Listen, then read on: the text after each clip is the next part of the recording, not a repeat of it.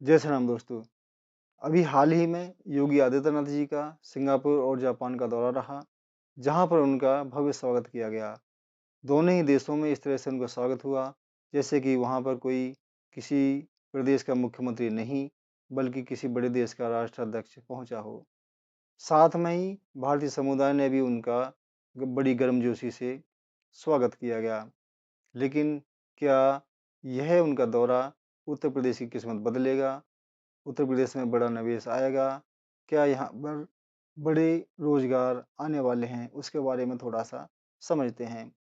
तो उनका जो विदेश दौरा था, उसका उद्देश्य क्या था?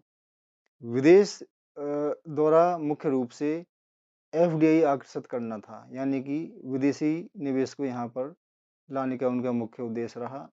जापान और सिंगापुर की कंपनियों को यूपी में उद्योग लगाने के लिए आमंत्रित करना उनका मुख्य उद्देश्य रहा।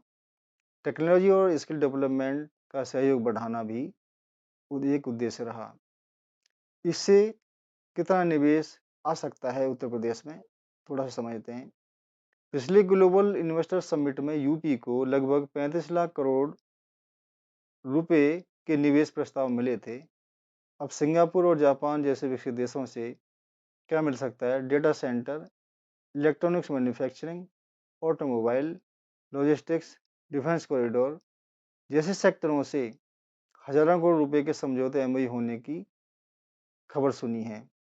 और विशेषज्ञों का अनुमान है कि अगले 2-3 वर्षों में इस समझौतों से वास्तविक रूप से 50,000 करोड़ से 1 लाख करोड़ रुपए तक का वास्तविक निवेश आ सकता है। यह ऐसा अनुमान है।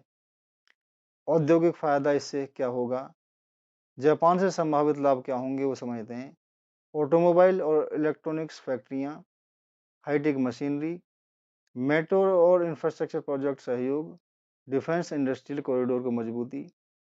सिंगापुर से संभावित लाभ क्या होंगे? Smart city model, urban planning और लॉजिस्टिक्स, आईटी पार्क और डेटा सेंटर, फाइनेंशियल निवेश के मुख्य चांसेज हैं। रोजगार पर उत्तर प्रदेश में इसका क्या असर पड़ेगा?